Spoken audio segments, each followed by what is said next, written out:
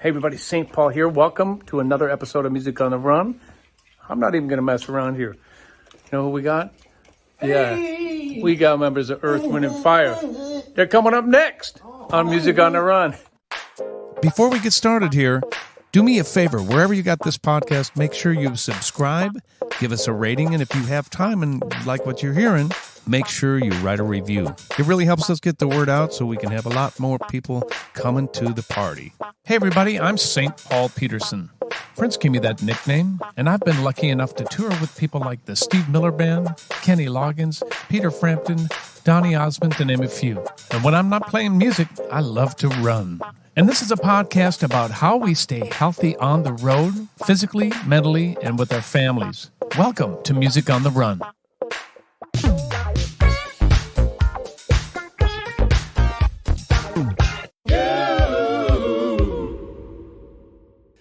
Hey everybody, welcome to episode 57 of Music on the Run. I am your boy St. Paul Peterson here at the beautiful Creation Studios. This studio goes back over 100 years. My mom used to record here. Steve Weiss is so gracious to let us use the room tonight because I don't have one guest.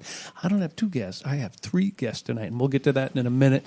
It is finally hot here in Minneapolis, and now we're getting to spring thunderstorms and tornadoes. I was at the Twins game last night. We had the tornado sirens going on, and I know you guys were in your hotel, and the sirens were going on. Welcome to Minneapolis. That's right. Yeah.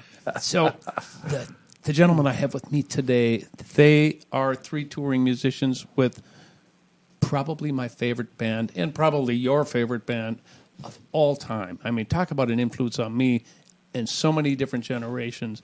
These guys get to play with Earth, Wind, and Fire. Now, two of these guys have actually appeared on Funk Friday.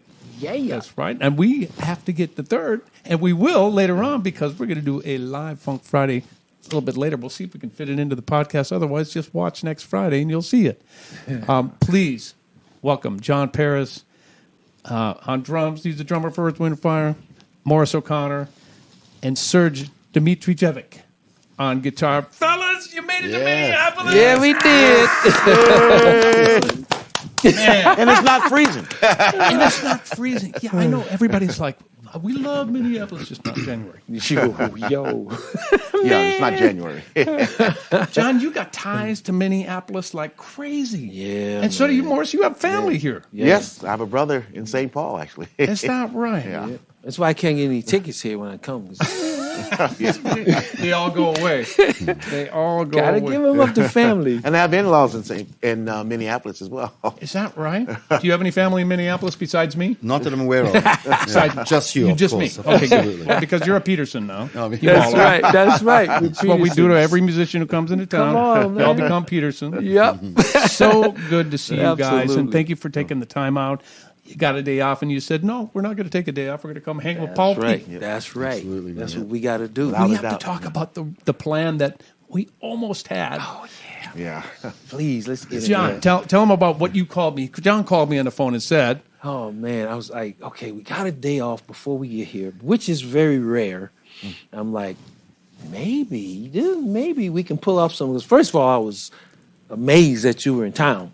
So we're like, I'm here. Okay, we got to go somewhere and crash something. Because we do that with Jelly Bean anyway. Sure. So, because you're never here. So I'm like, let me call P and see if we can work something out. So I talked to the fellas first, just in case you would say yes. And miraculously, everybody said yes. So we had 3 horn players, both guitar players, singers, and everybody was coming out. And which we were talking about earlier too, our trombone player, he's like Eric, he never comes out. okay. We can't get him out. The recluse of funk. Yes, sir. So the Howard Hughes of funk. man, when he said yes, I'm like, oh, here we go. Call you. You hooked it up. Got the club. Through Vanessa, my niece, who totally hooked it up. And everybody was going to be cool with us coming in to crash it. And our front of house sound guy got COVID. Oh, I know. I was So- so sad. Man. So sad. We were like, it's like maybe we shouldn't. we were like right on the edge too of doing Really? it anyway. But we knew somebody would probably hear that we did it, and it would be an issue. But yeah, that was going to be, man, that was a dream come true with me because we haven't really played together. Well, since the NAMM, but I wanted to, incorporate everybody. We and are come down. beyond the time. Yeah, to do that. man. We are beyond. You have to explain to the listeners here. Okay, so you're on the road with Earth, Wind, and Fire. They may not understand. Okay, so what if somebody gets COVID?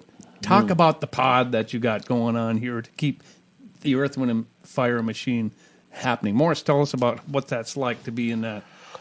Well, we kind of have backups, like our house engineer. Luckily, we have somebody to cover for him, and he stays good. back for a couple of days until he tests positive, and then he comes back out. But we have to keep everybody separate because there's so much stuff going on. We have 6 semi-trucks, 6 tour buses, so if one person gets sick, that money for all of that stuff is somebody's eating the cost of all of that. So we have to really be careful with all of that. You can't cancel a show. That's Yeah. just huge money. This is a business you're running here that the Definitely. Earth, Wind, and Fire is running.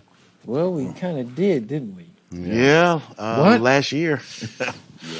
What happened? Well, I'll let Serge go. Serge, first, So, Your turn. What did I do? but I throw it in your lap. Yeah, so, well, just to answer your question, yeah, we have to kind of be cautious. So that's why that particular jam that we were trying to get together, as much as we wanted to do it, we just thought, you know what, just to be safe, because if any one of us goes down, it can cost the show. So it's, and unfortunately, that's what happened last year. That's what John and Morris were referring to.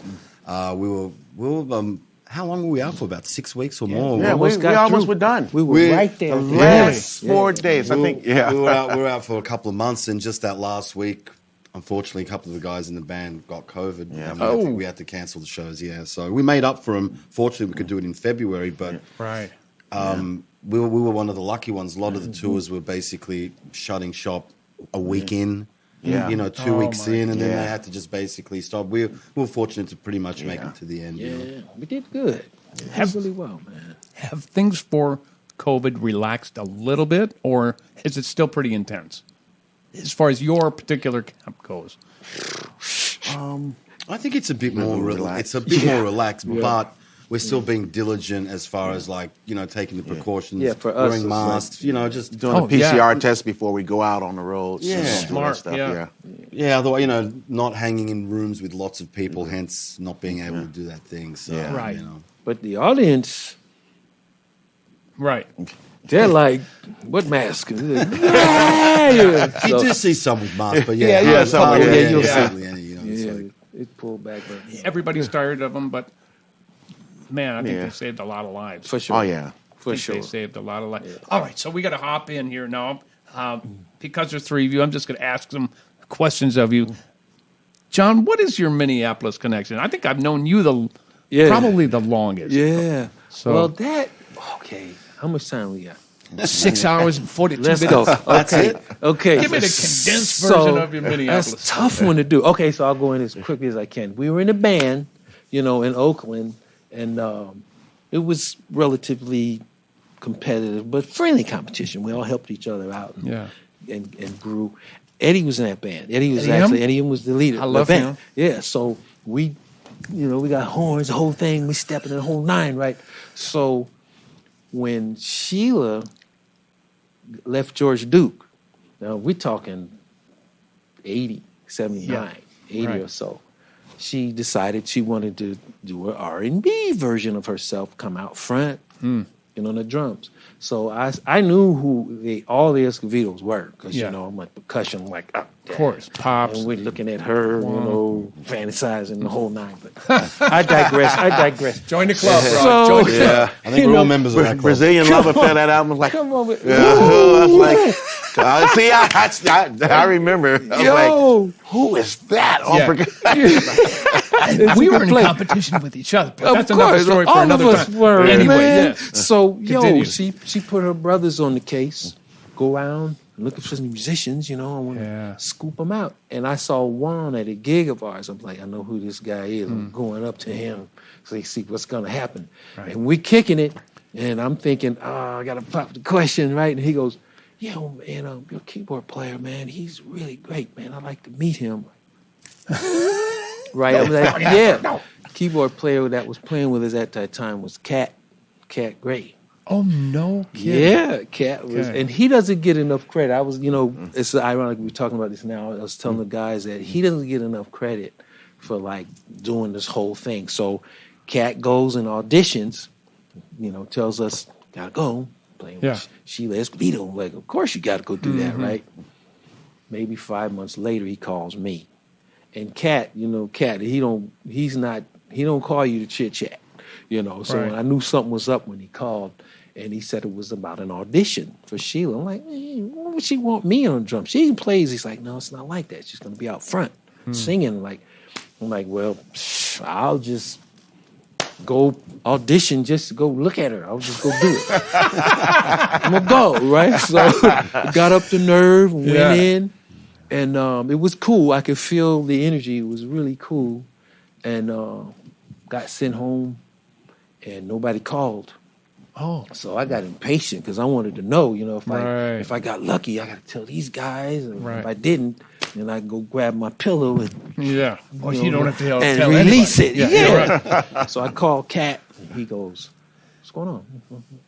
Nothing, all this small talk, and hey man, so what happened? It's like, what happened? He says, well, you got the gig if you want it. And as he tells me like that, and he cracks up laughing, right? Wow. So that's how that started, because I'd been playing with Kat, and I've been playing with her since probably the 80s.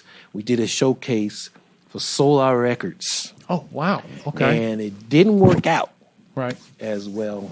Solar is interesting, but that's a whole nother issue. So when that fell apart, we all went back to doing our stuff that we do. Sheila would actually come hang out and see our band in the whole nine. Right. So now we're approaching like 83. Calls me out of clear blue sky. Let's go, Yanni. It's on. Used to call me Yanni, right? Silent J. I'm like, what's on? What's up? The records are done. She didn't give me any details. She just went right into it. The record's done. Prince did the record. It's on. We're doing the Purple Rain tour.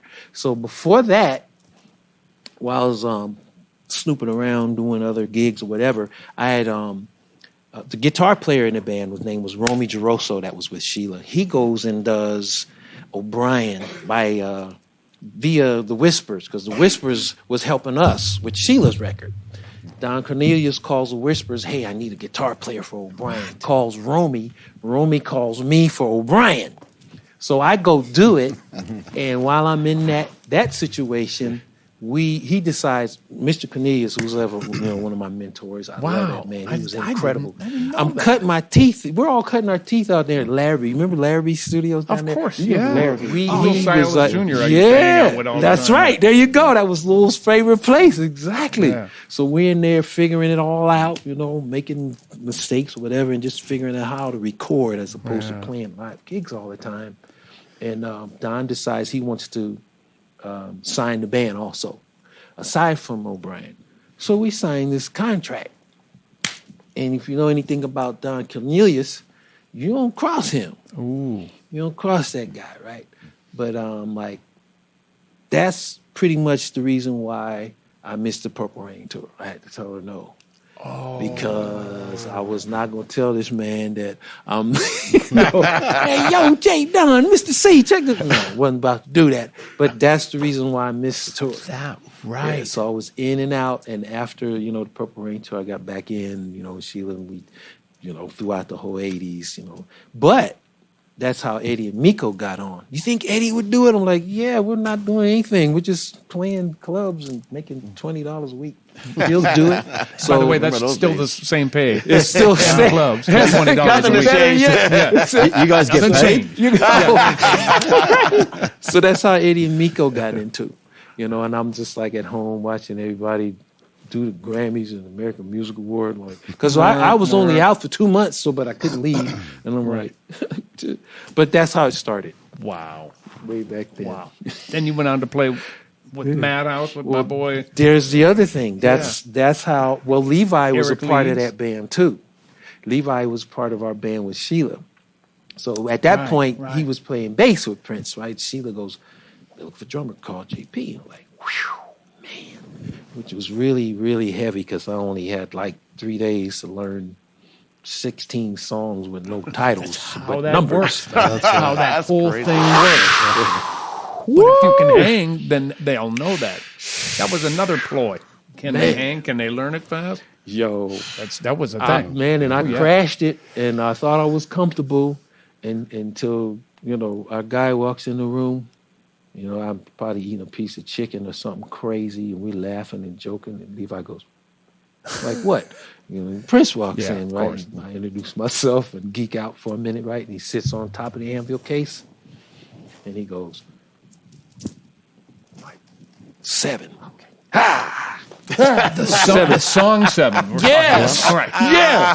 Every Madhouse record was Yeah. named I left by that small a number. detail out. Yeah. There Right. you So go. the listeners will go, what is he talking What does he mean? Yeah, thank Yeah, you. yeah, no, I got you. 7, I got you. 7. So I'm stalling. And this is why I told Serge a story the other day. That's why I love Eric today. He knew I was struggling. Eric Leeds. Eric Leeds, Right, okay. man, I had no idea what the melody was on that. So Eric starts, he's playing and he plays a melody. Like, okay, I got I love you, Eric. That Yeah. went on all day. Yeah. Got through that one. Just throws up the number 9. I'd be horrified. Yeah, It's that's right. just a great bass pedal down here. It's like, come on, Eric, come on, Eric. Come on, Eric, bro. yeah, please. And he hooked me up. He did, every time. Every All day single long. time. Yep. And then I got the call that I got that one, so I was really happy, man, about that. But it was in November, out here, and it was snowing this way. Oh, yeah. I grew up in Chicago, so I know So- about this kind of I know you're from the Midwest. I can Yeah. appreciate that. Yeah, but that's how all that started for me, man. And I met all you guys and been loving on me ever since. So I'm so Yeah, grateful and isn't humble that fun for how that.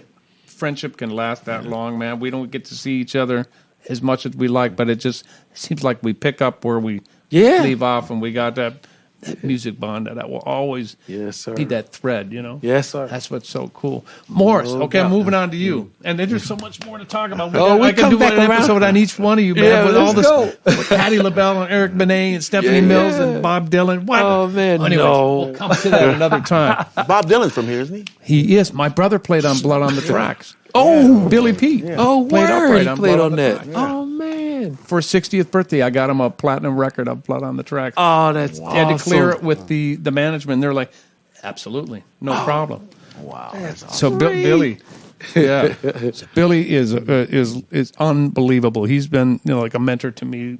Obviously, my brother, but he's a ridiculous player. So, anyways, you all get to know him. Yeah. You've been with Earth, Wind, and Fire for how long? About 14 years now. This guy here called me. Is that, okay, well, yeah. So tell me about the call. Tell me about the call. Okay. I want to hear about the call. It was crazy because I Because you've was been with them since Like- 2001, Yeah. right? Yeah. Okay. Yep. because prior to that I was with Stevie Wonder. So Oh, wait. So- wait, Man, we got to don't- go back. Hold Yeah. on. You Hold just the phone. short-circuited him. You played with two of my idols. He said, 2. Killing me. well, that audition was nerve-wracking. Which one? The Earth or the Stevie one? Stevie was Okay, because just give me a little snippet. Give me a snippet of that one. I met Stevie at a club I was playing in the south of France. And Nate said, man, Stevie loves, because he came and jammed with us. Nate Watts, the bass player, said, Stevie loves what you're doing. He's going to call you for the gig. When that chair opens, I'm like, oh, this is some Hollywood stuff. He's not going to call. Right. 2 years later, in '96, he calls me. This is in '94. No. 2 years later, he calls me. Say, well, you got to come through. We're going to be at Third Encore rehearsing. Right. Maybe you just got to turn his head. I'm like, I got to turn Stevie Wonder's head. Really? Yes. So I go there. He said, just learn all the stuff with horns. Don't bother learning the Natural Wonder album. So I said, okay, you know what I'm gonna do? I'm gonna learn a Natural Wonder album just in case. Of course, Because they had all those accents, so I made sure I learned all of that stuff. And I would come in there and we just play standards. I mean, I'm like, really? Stevie didn't show up till like probably maybe 9 or 10 o'clock at night, and we'd been there since 12 noon, and he'd play some McCoy stuff and like, okay, yeah, let's do it tomorrow. I'm like, really? So I was. Nate would say, learn all the stuff with the, you're gonna play the guitar stuff because we're not bringing horns. We not bring horns out on this run, and it's like, okay, So I'm staying up till 5 or 6 o'clock in the morning learning all the stuff. Then he sets down. I played what song was that? Tuesday Heartbreak with. Oh yeah, to the heartbreak. And so we jammed that for a minute, and then we played Days of Wine and Roses. What? Yeah. Yeah. He loves. I mean, because the other guitar player was this guy Rick Zinniger, who played like Wes Montgomery, Schofield, Stern, Yeah. Pat Metheny. I'm like. Was he Really? was he testing you today? Was that a test? Yeah, because he likes playing jazz Right. and stuff like that. I think that year, he had a mental block on playing giant steps. So, he had a mental. So he would try. He was going over. I think Rodney Franklin was playing keyboards, and he was showing them giant steps. And for the whole year of '98, we did not do one show without playing giant steps. No, we did not do a show without playing giant steps. But back to the audition. Yeah. They said, "Well, look, we getting ready to go to Japan. It's not enough time. Maybe you should have learned the natural one." I was like, "I know it." And he called a tricky ending on higher ground. You know that? You're like, ba ba ba da, ba ba ba da, ba ba ba da, ba ba da, ba ba da da. He said, "Okay, that's it. You got the gig." And that's what they said. I was like, so I was freaking out, man. I was like, And you said that Lenny Castro was on some of that? Lenny Castro was later because okay. Lenny had left, and he came. We did Time to Love tour. We were doing the promotion and back in 2005. And Lenny, we were in Europe and Japan, and me and Lenny. I didn't know he spoke fluent Japanese. Oh, yeah. He took good care of me. And we were sitting side by side on tour in Japan together, and he knew how to order sake for me until I couldn't walk anymore. He took me to this place where they had this fish, and they put it was under, the fish was still alive. It was like, I was like, and it's like, man, I can't eat that. And I took a bite. I'm like, man, this is really good. It was in Shibuya, I think. He took me to this place in Shibuya. Yeah. All right, so fast forward. We got to get back into Earth, Wind & Fire. So John calls you. We did a tour in 07, and they said, well, we may go out in 08. We're going to do all this, but nobody was telling me anything. It's like, okay, I'm sitting here, and then John called me and said, hey, man, you were in Germany when you called me. Say, hey, man, the other guitar player, I think he's leaving, and, you should come and check it out. I said, okay, well, and I called Nate and said, man, I don't know what Stevie's going to do. I don't, nobody's telling me anything. I'm like, you know what, I'm going to go in and audition. I think at the time, the tour manager for the last tour was, he worked security for Earth, Wind & Fire. What's his name? Was it Greg? Greg Coakley. Yeah, Coke. Yeah. He was the tour manager on the tour I did with Stevie in 07. And so he called me and said, man, I was just playing golf with Philip. If you don't come and do this audition, I'm going to kick your ass. Really? I was like, And he could do it. And like, Yeah, he's a big muscle martial arts guy. I'm like, okay, I think I will. But I figured I said I know everybody in the band. I know John. I knew Myron, who was the musical director. I was his musical director on his first gig with Otis Day and the Knights back in the 80s. And Can we dance for your day? Yeah, he knows it. Sorry. I can't help myself. And I knew Gmo, the other guitar player before you got here. We played together with Otis Day and the Knights. No way. And so I said, I know everybody on this gig, but I'm not going to take it for granted. I'm going to learn this stuff. I stayed up all night, made sure. I said, well, since Vadim is not going to be here and they got a gig that's coming up next week, I just better learn the show anyway. And I made sure, same thing, work ethic, and made sure I learned the whole show. And when I came to audition, I was ready to do the show, So wait a minute. There's a little thread going through this here. Isn't it? That I hope that these the musicians out there are listening to. Yeah, work ethic. Work ethic. Yeah. That's right. That's right. This stuff. Put in the work. You're in one of my favorite bands of all time, Art K2, and the common thread is how you got there is working it out. Yeah, same. Being a pro, this is every time. I mean, even between Stevie and Earth, Wind & Fire, I played with Gladys, and I didn't get a chance to rehearse with her. At the time, Benjamin Wright was the musical director, and he sent me the tapes and the charts, and I did the homework, and I went over that sound check, did the show. And at the time, the bass player, Scott Kennedy, knew some steps that we did on Imagination. And he said, do the steps and it'll freak Gladys out. And so I knew the song. And she's like, hold on, he's new and he's doing the chorus. oh, that's great. But it's like, it goes back to every gig I had to do, you have to do the homework. put in the work, and it just makes it easy. It gives you peace of mind, so you can come more relaxed on the gig because you know what's And going you on. can play the music. Yeah. You can get And you can involved play with the that music. great music. Yeah. I mean, wow. For sure. That is unbelievable. We got to talk a little bit more about Chicago in a second. Oh yeah, Serge, I gotta move over to you. Let's see if I can pronounce your last name again. Serge Dmitrijevic. Perfect. Sort of perfect. You got it. Thank God for you- phonetics on my notes here. You forgot my last name, Peterson.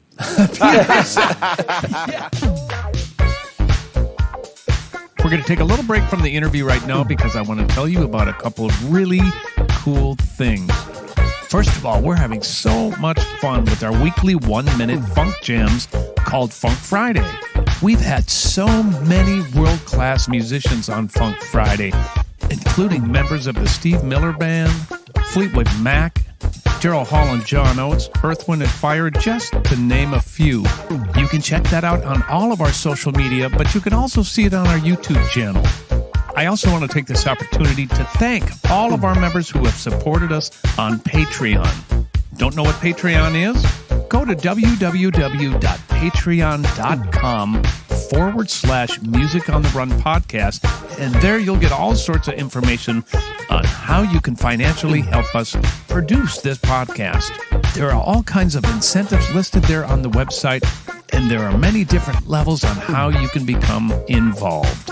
We could not put on this podcast without our patrons. All right, let's get back to the interview.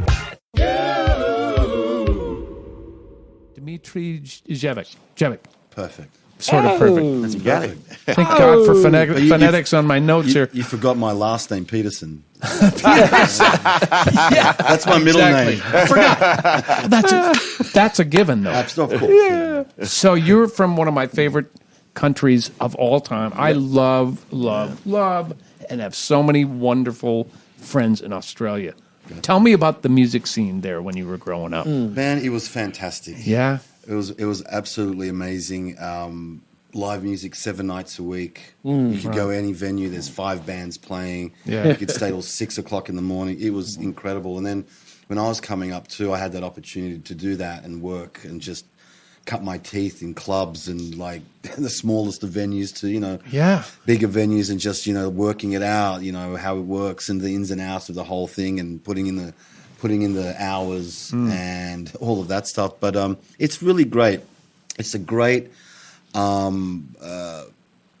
pit of a whole bunch of different things, and everybody pushes themselves. It's a small country, comparatively, like compared to like America. But there's some quality that comes out, and I think everybody is. I wouldn't say competitive, yes, in a way, but they just really strive for excellence, and to their detriment sometimes, because we have this thing called the tall poppy syndrome, where you can't seem to be doing better than the next guy because they'll cut you down and let you know that you're still, one of us. And it's like, yeah, it's cool. So it's a bit detrimental to that, but it just, it does make you want to sort of, For sure. play better and do all of that because you got people breathing down your neck kind of thing. But it is healthy and it is great. I haven't been back for about 15 years. I still stay in touch with a lot of friends, and I've been living in Los Angeles for the last 15 years, and last 8 of those is hanging out with these great fellas. But it's still great. There was the pandemic didn't help anybody around the world, Yeah, I was going there once, twice a year to play. Gotcha. And that was like, oop.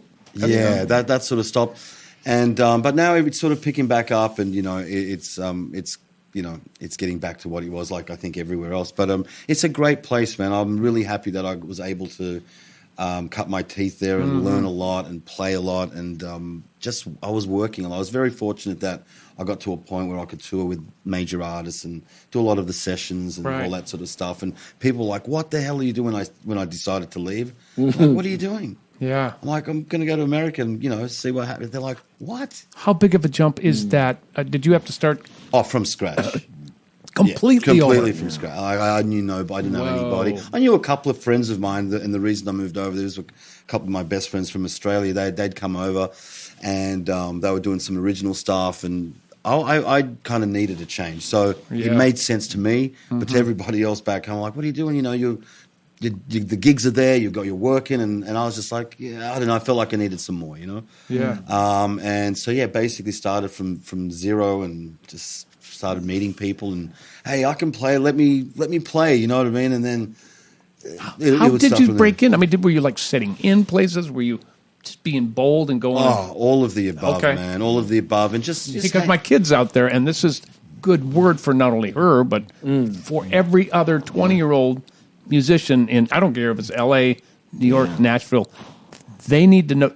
They don't see the end game. For sure. They're down here fighting for In the every trenches, last dollar to pay their rent. So this is really important. Oh man, it's Absolutely. definitely Yeah, like that. absolutely. It's very real. I mean, it's like, you know, if you really want it, I mean, yeah, there are things you have to put up, certain challenges. Obviously, I know I felt that, you know, coming over. I was selling amps and, you know, just trying to pay bills. I'm like, I've got to sell gear. I'm at that point, but it's okay. It's just a bit of equipment to get you to the next level and to pay your bills. And there's nothing wrong with working, right? You know, so you got to do what you have to do to survive. So, but the thing is, yeah, it's just, you know, sitting in or going out where people are, like where the gigs are, where those people that you'd like to play with or be in the scene that you'd like to work in.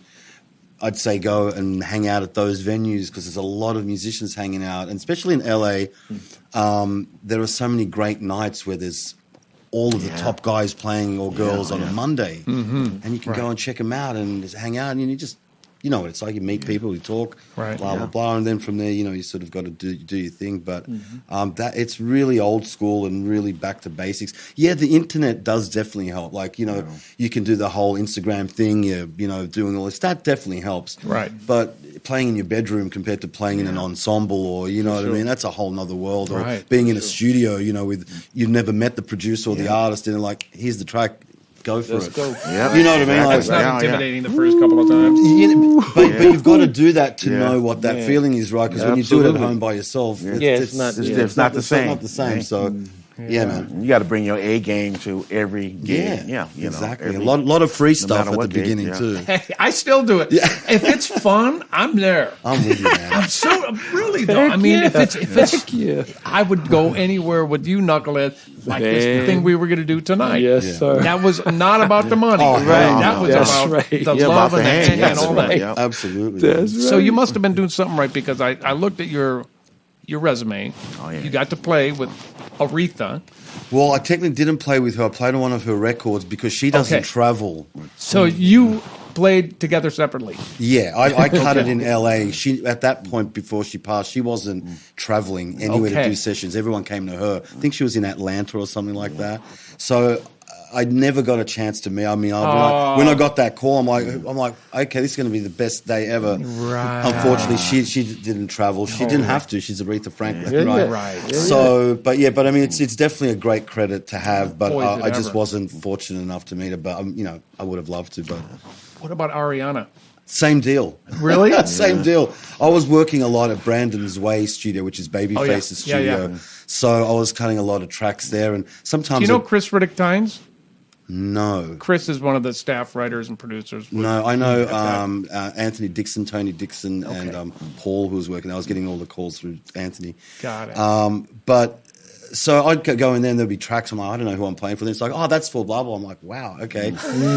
So those Showing up again, man. Showing up again. So those- That's how we do it. yeah, you just show up and you Yeah. know, like Morris was saying, you got to bring your A game. You don't know. You just Man, like, I was at a corporate gig and I met Calhoun.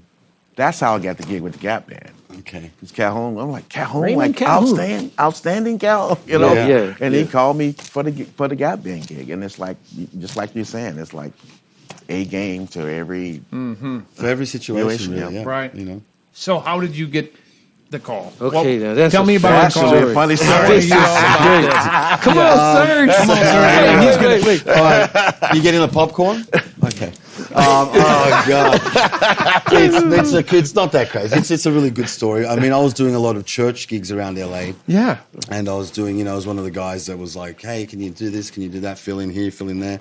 And then I got my own sort of chair that I was at every week. And Myron McKinley, our musical director for EWF, he was that was his church that he was attending, which I didn't know at the time. But so anyway, how we met was his son was about 2 or 3, and after one of the services just ran up straight up to me and just came up to the guitar and started like, so I'm like, this is the coolest. So I'm like, hey kid, I don't know. I'm like, here you go. And then Myron was like, he came up saying, man, I'm so sorry. I'm like, no, this is fantastic. You know, I want to encourage kids to like absolutely play. So we kind of met, just introduced ourselves, and I didn't know what he did. He'd come to services. Yeah. And then he asked me one day to record for him for some session. I'm like, for sure. Went and recorded for him, and then I realized, I'm like, okay, this guy plays. This is not. You had no idea who I he had was. no idea who he works for. Is that awesome? What he did. I was just like, this is a guy from church. I'm recording for him. So. Oh, isn't that cute? I love it. Church. That's nice. I don't mean to like, but you know what I'm saying. But He's a serious player. But I have no idea. Absolutely, his a track record. Right. So anyway, we do that. This goes on for a couple of years, and after the first session, I kind of heard him play. I'm like, okay, you don't just do this as a hobby, do you? He's like, oh no. I was like, who do you work with? And then he told me. I'm like, man, all this time you never told me like that. Anyway, so right. And I was touring with other bands, and so I'd try and always catch up. We'd never end up being in the same city. Anyway, so through doing some of the services and being at the church for a few years, I got back off tour with the band I was playing with, Sugar Ray, which is a band from the 90s. I was playing with them, playing bass in that band. But anyway, that's another story. Greedy. Playing all of the instruments. I'm from Minneapolis. I'm trying to eat. I understand. Absolutely. So anyway, so I got back from a tour. Myron was there. He'd every now and then get up and rehearse and do a service with us. And he just happened to say, hey, this was in 2014. After the rehearsals, like, hey, what are you doing on Monday? And I don't know what he was asking, but I said, he said, oh, Earth, Wind & Fire is about to record a new record. We're going into pre-production. Can you come in for a day and just give us a hand? A day. Like, Key statement. A day. Okay. A day, yes, that's right, a day. So I'm like, are you kidding me? Of course. Like, I'm like screaming like a little girl on the inside, but playing a cool going, yeah, of course, whatever you need. Don't you have to put on that cool? I'm freaking out on the inside. I'm like, if that's all it was, just this one day, I would, So anyway, so I'm like, for sure, no worries, cleared my schedule. So, and I went in, and the first 2 people I actually met were these 2 guys, believe it or not. Is that right? These are the first 2 guys I actually met. We were still in the car park. Yeah. They had no idea I was coming in. Like, we didn't know who this guy. Who's this guy? So I'm standing there, we're all chatting. So we got a new tech or something? No, yourself and Dre. Yeah, so we're chatting. Next minute, it's like, okay, cool, guys, yeah, cool. I go grab my amp, my guitar, and I walk into the room, and they're sort of going like... Well, no, see, like when we were in the parking lot, I just said hello to him. Like, why is this guy just standing there by the guitar? What's he doing? Right. What's he doing? And I say, hey, how you doing, man? And he's the accent. I'm like, oh, dude. And I just walk straight in, have no clue. Right. Go ahead, bro. Sorry. Yeah, so I show up with my amp, I do all this, and I kind of get the vibe. Oh, no one knows I'm here. No one knows I'm supposed to be here. We have no clue. We no like, who is this? Okay, this is a great surprise. This is awesome. My first day in, and no one knows I'm supposed to be. I'm like, that's not uncomfortable at all, Right. But it was cool. It was not uncomfortable. The guys were fantastic. Man. Everybody was great. So, we just hit it off that one day, and basically there was an album called the Holiday album that I was part of, which was the first ever Christmas record that Earth, Wind & Fire has ever done. Right. So there were covers of Christmas songs, but done in the EWF way, right? So that was obvious. So went in on that first day.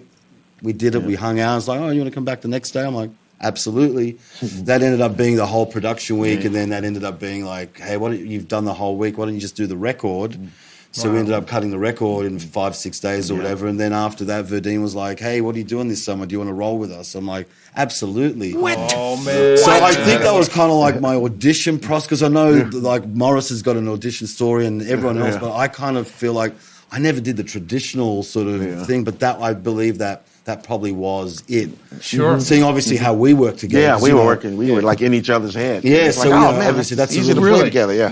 Yeah, you guys did it off right away, and you were figuring out who's going to do what. Oh yeah, it was so easy. It was I think it was one time we played the same thing at the same time. Like wow, we cracking up. We started laughing. It's like wow, we had never met before, so it was really good. So the chemistry was great between us, and I think everybody else, and even things when John would have to communicate to me, oh no, try this or do that. It was just like, it felt natural, felt really good. So. Yeah, but it wasn't like I got the gig straight away. I was like, come and roll with us. And then they're probably thinking, well, this guy can't dance or move. He's definitely not going to be Yeah. able to go on stage. Right. So then that part, I shot him high kicks on some footage, by the way. I see y'all kicking. yeah, that's all I can. That's my signature move. No, but then that was the part that I was like, okay, you know, the music's very important. So when I first started playing and doing the show, the focus was the music. Let's make sure that that's right. Yeah. And then I'll never forget, we were in Toronto, Canada. And then Philip Bailey was at the rehearsals like, okay, tonight you're starting to do choreography. This is the first step. And he showed me the first step, and it was the first number. I think we were opening with Boogie Wonderland. back we then. was open with Boogie, And so I'm like, okay, yeah. We had to do that line together. I'm like, there's this whole... Oh, that's when that was still there. There was a guitar feature in the we do first a song, guitar and there's this dance. And I'm like, yeah. And he's like, yep, you're doing it tonight. I'm like, yeah, okay, great. Anyway, it happened. Morris was... Everyone was Right. so fantastic. Yeah, So you got anyway, so it started from that. And then my days off were just spent shedding in front of the mirror doing dance steps. And, Trust me, I know You that know the one. deal, Oh you know my the deal, God, yeah, yes. yeah. I was the long, lanky, white dude. It was not pretty. You're right. Not pretty. And they let me know it, too. Oh, they let me know it. You're like, man, what's the matter with you? What are you doing? I don't know. I don't know. That's hilarious. So I remember in 2010, before I started in 08, but I was just doing choreography and playing guitar. Okay, starting 2010, Morris, we know you can sing. You got to sing. I'm like, oh, no, I got to sing and do choreography and make program changes. Oh, yeah. Well, he made his mistake messing around in the dressing room. So, you know, we would I saw that. just throw some old crazy record on and he would start singing and be like, damn, Mo, you sing like this all this time? Yeah, you hold so out. it just turned into a thing and Philip was like, he can sing, huh? Like, yeah. His whole family can sing, but okay. When you see the tongue chewing, it's something's Stinking about to over go his down. head? Something's like, his wheels are rolling. Wheels are working. So he threw it all at Morris. So he's gonna sing, dance, and play at the same time. Everything. I said, you know what? This is going to be hard, but once I do this, It's in there. yeah. And you're not stepping back there, but you're flying back there. But And singing too. This Oh, one, man, he's They let me, he's make a driving fool the of train, that's myself for sure. every now and then. Like, okay. So let's talk about the band now. We got to get a very small glimpse into each of your lives, and man, we could talk forever on that. Sure. Earth, Wind, and Fire, one of the most iconic bands of all time. What do you guys think is the secret sauce that makes Earth, Wind, and Fire appeal to such a wide demographic in, age group, race, whatever? I mean, everybody. They are the ones that have been the glue for so many people. Everybody loves Earth, Wind, and Fire. Ain't nobody I've ever met who's gone, oh, I don't like those dudes. True. What is the secret sauce of that music? Man, I would Start with you, think John. that credit would have to go vision, correction, would have to go to Maurice because he saw it before anybody else saw it. I mean, he was already, an icon in the studio, and with Ramsey, he was already rich and famous already. Right. But he just saw this, like you said it perfectly. And that's how he described it. He's like, there's a whole lot of thing in there, Yeah. that I could just see that we could do it. We could just mix it all up. And he told Ramsey he got this vision and he got to start this band, and they all thought he was crazy. Really? Oh yeah, they thought it was a mistake. He left. His family was like, "What are you doing? You got it made. The in crowd, what are you doing?" Right, And yeah, it's yeah. like, and they were killing. They were like playing arenas with the trio, killing it. I got to go do it. I see it. It's right here. So he just mixed it all together. And who knew? With the original 9, that as we call it, there was another version of that band. But when Al and Larry and those guys all got together, that's when it all popped. And then, with him not really wanting to sing, which is crazy to me. He did. Was he playing drums the whole time? Or what? Yeah, he Okay. played on all those records, and not really wanting to sing, but the lyrics, and the melodies just spoke to everybody. And Is it that all wasn't him? real All crazy. his Most writing? of it. Most of it. Most of it. It's not just love songs. It's love songs to the universe. Exactly. That's the whole thing. That's what it is. Thank Love you, Mo. song. Love yourself. Love the Yeah. world. It's that kind of vibe, which is And that's yeah. universal. It's not. world We is need all that somebody, right about you know, now. Yeah, that's why I think we're still living, because it's like doing that, Right. You should That see, man. positivity that always, on every single record For sure. Earth, Wind & Fire has ever put out has always been positive. Bro, when he got to the Vamp and not Love's Holiday, Be Ever Wonderful, I took that personal. When he said, "Don't let the world change your mind," I felt like he was talking to me. I was like this little kid, okay, all right, I'm gonna keep going. It ministered to me like that. Yeah. And there's, like you said, one of those songs for everybody in there somewhere. Right. And it's easy to play because you feel like there's a little bit of you can be vulnerable with and go through the music that way. So for us, it's the same way. Yeah. I feel like I'm watching Earth, Wind & Fire. Like, I'm playing fantasy right now. What the hell? Oh man, It's crazy. You guys must be pinching yourself, going, Joe. Man. I no. still cry on stage at points just because of I can't believe this shit is happening. Like When I started singing I'm like, I'm up here singing devotion with Earth, Wind, and Fire. what? Blow my mind. we don't take it for granted. Yeah, No we- doubt. yeah, not 1 second. That's probably why you're. you're 20-year vets. I mean, and Yeah, you're right. I think so. how is that chemistry? There's a lot of dudes on stage at the same time. It sucks. Everybody we has fight their every different- night on the bus. No, I'm kidding. right? You're paying me to be here, so that's the only reason I'm here, so. No, but I can feel. We're talking about Earth, Wind, and Fire being positive, though. But you three cats are positive. I mean, I hadn't seen you in years, man. We were just we were long lost brothers. That's right. Because that's what it is. But that's what you do. I see you come into the room, and you're ministering to the people in the audience too. Oh, yeah. Through these songs and through that iconic band. what an honor it is, too, man. Yep. And I'm sure that the principals can feel that and know that, and they know that you have the respect for that music. For sure. Absolutely, man. For sure. There's no doubt about it. Especially the guy with the long hair. Oh, Verdine. Mr. Verdine No, White. I was praying that he might Yo. actually make a little cameo today. Well, He's my I hero. asked We him. were trying. He had a thing. He had we a were thing trying. tonight. But yeah, he Oh, would have. man. Yo, you talking about some amazing stories? Oh my God! I Oh, know you'd have to that do a dude. whole episode just Oh with him. Yeah. my yeah, God! definitely You have know to do what? it. Maybe we can hook that up. We should do that. What's that? 'cause Have that guy come in here and do a podcast for you, even if it's via Zoom. Because I've known this guy since I was like 20 years old, and he told me a story the other night I never heard. Ooh, I need to hear It that. never stops. Well, This hook me guy up, is like, fellas. we're gonna do Hook me up. We're gonna do it. We'll make it happen. So he is okay. I've met Verdine a couple different times. We have many people in common, us and Jason Sheff and a bunch of other people. I am like a little scared kid going up.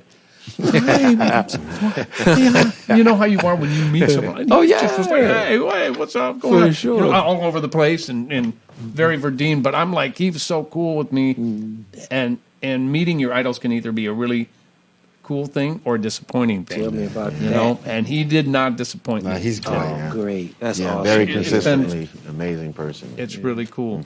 Yeah, man. How long you out for? How long are you guys on the road? We finished this run. We go to Vegas on the 16th, and we play a corporate on the 18th, and then we go back out with Santana on the 16th Santana. of June. Yeah. And we're going to be out for a month, home for a week, out for another month, home for a week, out for another month. Then we're going to do 2 weeks, the last week of October at the Venetian, and the first week of October at the Venetian. Itinerary right there. Oh, I guess. Wow, you memorized that thing. I asked the right guy. You do that. It's amazing. So, fellas, we've been in this rat race for a really long time. Mm-hmm. What makes it exciting for you still? Why do you still want to do this? Serge, I'm going to start with you. Oh, great. I still feel, I don't know, man. I love it. I still absolutely love it and get like the biggest thrill in the world by listening to the music, playing music, studying it. You know what I mean? Being a student for life with it is the best thing. I don't know. I still get a kick out of it. And I really don't know what else I would be doing because same here. I know that sounds so cliche. Everyone says it, but it's kind of true that without it, it's kind of, and I know we can maybe all relate, but these last 2 years when we weren't able to do what we do. Yeah, that was hard. Man, that made me really realize like I don't have anything else. Mm-hmm. You know? Reality check, wasn't it? Yeah, Okay. so and like I said, and I'm being fortunate to be able to play with these guys and the whole Earth, Wind and Fire thing. I mean, that's just the best thing that's ever happened to me musically, as far as, you know, a band that I'd like to be in, and also work-wise, you know, it's a fantastic opportunity. But more so the music, man. I've been a fan of the band since I was a kid, like we all have. So I'm from Australia and I'm playing. I mean, you could never tell me that would happen in a million years. You know what I mean? So I just think still the joy of it still makes me want to do it, you know? Yeah, And you've got funk bands that you're doing stuff with. I've got my own band, Intergalactic. Tell me a little bit about it. Yeah. I've got a thing with You gotta hear that. with my bestie, Killing. Christian. We kind of moved over together. But yeah, we've been doing this thing for a few years now, and I've done a whole bunch of festivals. We're about to drop 2 new records this year. We recorded them at a place called Sonic Ranch out in Texas. Have you been there? Have you heard? Man, it's this great ranch, self-sustained. You go there, you live there, you play music, record music all day long. They cook, they feed you, you sleep there, and you come back with albums or whatever you got to do. Yeah, That sounds like a thing. So yeah, huh? and we did it to tape. So we really wanted to sort of. Did you really? Yeah, we did the whole 2 records to tape, man. So we really were like, let's play. Yeah. Let's play the whole way through. You know what I mean? Right. Anyway, so that'll be coming out later this year. Intergalactics. How do we find it? You can find it on Instagram and Facebook. It's Intergalactics with an X, not a CS at the end. And you'll be able to find us Spotify and iTunes and all that stuff. Funkies. Of course. Horn section, all of that stuff. Man. Killing. You gotta hear it. Can't wait till it come out. Mo, what keeps this fresh for you? Why are you still doing I just love doing. I started off with my brothers since I was like You 6 have a years musical old. family. Yeah, so I know. about grew that. up in Chicago, had a group called O'Connor Brothers, and then Ike and Tina Turner grabbed them and produced the album on them. And they were in L.A., but then it didn't work out. Yeah. You know how this crazy this business, but everybody kind of stayed in music. But I just grew up around music all my life. Right. And that's Earth, Wind, and Fire. Those guys, I grew up, me and Verdine talk about the same studio we all grew up in Chicago, Paul Serrano Studio. Is that right? Yeah. Wow. We knew a lot of the same people, and, you know, my brothers know some of his brothers as well. Are you the youngest? I'm the youngest in my family, yeah. Me too. There you go. There you go. Right. So that musical family thing, yeah. It's just playing music. I just love doing it, man. It's being able to play with everybody. A lot of artists that I grew up listening to. It's like, man, I'm on stage with these people, and you know, I had the opportunity to play with the Crusaders as well, and and playing Keep That Same Old Feeling. I'm like, we in South Africa. I'm like, tear coming down my eyes. Absolutely. Yeah, and you appreciate it too. Yeah. I can see it a mile away. What are you doing when you're not on the road with Earth, Wind, and Fire? You chilling? Or are you making music? Writing music. And actually, me and John is working on a project. Oh, is that Yeah, we got to tell you about it. Should we tell them about it now? Not now. Not But, now. That's part 2 of this podcast. Yeah, Yes, it's some fun stuff. Yeah. Sean, why are you still doing this, man? Man, I have no idea. In fact, you know what? You need a tech. Right. Man, it's the same, you know, with these fellas. With the COVID thing, it didn't really take that, but it just really, opened me up to how amazing my life has been. My whole life. It's like, man, and it chose us, it all chose us. But when you're a kid, you don't really know that. You're just running around doing something that you want to do. And I realized maybe 11 or 10 or so. It's like, I got to do this thing. I'm at basketball practice, hearing all these basketballs bouncing. I'm hearing music. Either I'm a knucklehead, I'm not, I need my head examined, or these rhythms, I got to go discover what this thing is going on in my head. Right. And to still be doing it, man, wow. Yeah. That even intensifies it even more, because, if you were to tell me that, at 10 years old, that I would still be doing this at years old. I'm gonna check and see how old that is. Oh man, it's really old too. And I'm having probably more fun now. Are you? Yeah, man, because the discovery process never stopped for me. So really figuring out, oh wow, there's possibilities with this and that, and the whole rudimental thing, man, I was just doing what I heard. I'm an audio listener and had no idea, how much easier it would be to, do it correctly. That. So that thing I just started, a few years ago, and it's just opened me up. So while we were at home for that year, I was reconnecting some stuff. Originally I'm left-handed, which I wish that I had not have done this. Oh, you switched it up. Huh? Okay. They switched it up. My witchcraft superstitious family. Left hands, all that craziness. So now, man. So now, just rediscovering what this hand can do over here with the whole drum set over here, So right. Some fun stuff going on in my brain that I probably won't ever be able to use, but it's still fun to be able to have the facility, to play Billie Jean. Have that stuff back there. It just feels different to me now. Yeah. So it's just so much. You're still discovering fun, stuff. Man. Yeah. So much fun, man. But these guys, playing with these guys too. We can't, I can't even overstate it enough, man. What a pleasure it is because we play with some knuckleheads. Yeah. Have some guys in the band that you enjoy playing with, but as soon as the beat down, I'm out of here. Because I don't know what's going to happen when this guy starts talking. So, but we just have so much fun together, man. Laughing on stage. That just intensifies. I can't wait till sound check tomorrow. Right. Oh, man. So, and you're playing a gig tomorrow in Minneapolis. Are we playing tomorrow? Yes, tomorrow we're playing at Mystic Lake. Mystic Lake Casino. Yes, Casino. I will be there. Come on, cheering you man. all on. You got to be. Thank you for that. You got to be. You got to be. Yep.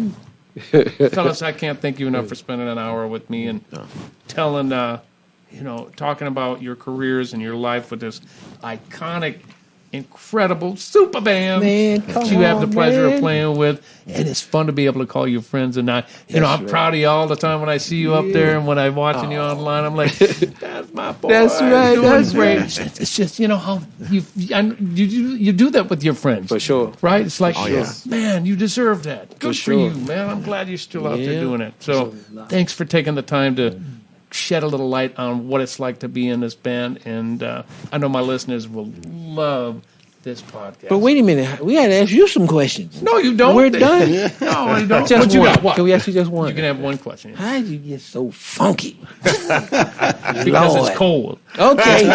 Okay. Because I'm cold. I'll The take funk it. will keep you warm. I'll take that. Man. No, isn't that At funny? night. The funk is the funk is a funny thing, man, because you can't. It's hard to teach it, and it's hard to absorb it if it doesn't pre-exist inside you. Gotta Very be true. there, right? It's got to kind of be there. Yes, It can be encouraged and For sure. and molded and Absolutely. things like that. But if it's not already existing inside you, it's a hard genre to just be true to. Yeah, you can't Can't study fake it. it. You can't You can't fake the study funk. it. You can't. I mean, you can't. You can study it, but you can't That was a clinic learn right the there. mechanics of it because it's just there. You just either you have it or you don't. And I got to credit my family for encouraging that. Our musical family, youngest, Yeah. and of course Prince and everybody after that Yeah. in different ways and styles and whether it be rock and roll, I still find the funk and the rock. Absolutely. They are a yeah. perfect Oh, marriage. yeah. For sure. Whether No question. it's classic rock or if it's funk rock or whatever, it all has a place in that genre. Bebop Oh, it has its pocket. it all has that. Oh, So yeah. it just needs to be loved and encouraged and Yeah, man. and brought out. We And gotta if do we that. can do that for. Let's do it. Yep. We can I'm do that down. in Funk Friday in about 5 minutes. Let's go. It. Let's get rid of this episode. Let's get Let's to go. play some music. Get some This instruments is here. St. Paul. This is episode 57. Thank of you, Music Pete. on the Appreciate Run. you. Thank you, with sir. Members of Earth, Wind, and Fire. Thank you guys so Yeah. much. Thank What, you, what, man. what a blast to have you. Yeah, appreciate All right, you. I'm reaching over. Thank you for We'll see you next month. Music on the Run was hosted by yours truly, St. Paul Peterson. Edited and produced by my buddy Davide Raso. Video editing by Emily Turner. And a very special thanks to the people who financially support this podcast. And remember, it's all about positivity.